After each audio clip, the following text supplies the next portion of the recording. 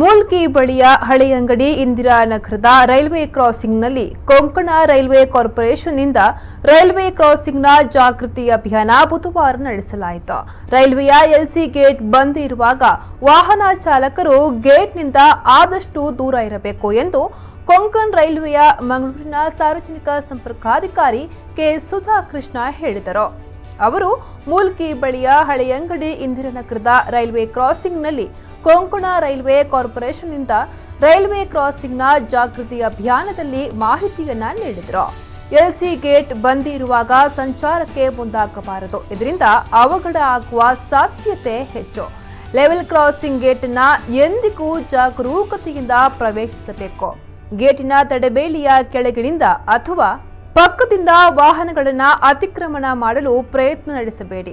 ಗೇಟಿನ ತಡೆಬೇಲಿಯ ಕೆಳಗಿನಿಂದ ಅಥವಾ ಪಕ್ಕದಿಂದ ವಾಹನಗಳನ್ನು ಅತಿಕ್ರಮಣ ಮಾಡಲು ಪ್ರಯತ್ನ ಮಾಡಬೇಡಿ. ನಿರ್ಲಕ್ಷ್ಯ ವಹಿಸಿದಲ್ಲಿ ಜೀವಕ್ಕೆ ಅಪಾಯ.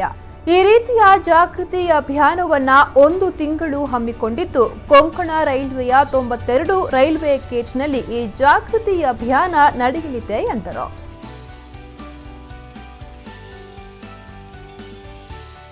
ಹದಿನೈದು 2018ರಿಂದ 14/6/2018ರವರೆಗೆ 1 ತಿಂಗಳ ಕಾಲ ರೈಲ್ವೆ ಬೋರ್ಡಿನ ಆದೇಶದಂತೆ ಸೇಫ್ಟಿ ಜಾಗೃತಿ ಅಭಿಯಾನವನ್ನು ಎಲ್ಸಿ ಗೇಟ್ ಅವೇರ್ನೆಸ್ ಮಂತ್ಲಿ ಬೇಸಿಸಲ್ಲಿ ಮಾಡ್ತಾ ಇದ್ದೇವೆ.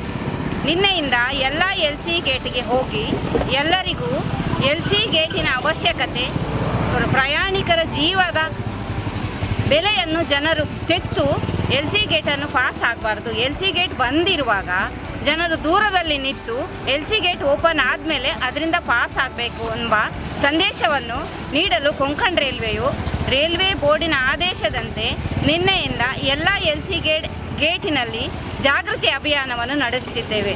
ಇದಕ್ಕೆ ಪಬ್ಲಿಕ್ ಮತ್ತು ಸಾರ್ವಜನಿಕರು, ಪ್ರಯಾಣಿಕರು ಕೊಂಕಣ ರೈಲ್ವೆಯೊಂದಿಗೆ ಸಹಕರಿಸಬೇಕಾಗಿ ವಿನಂತಿ.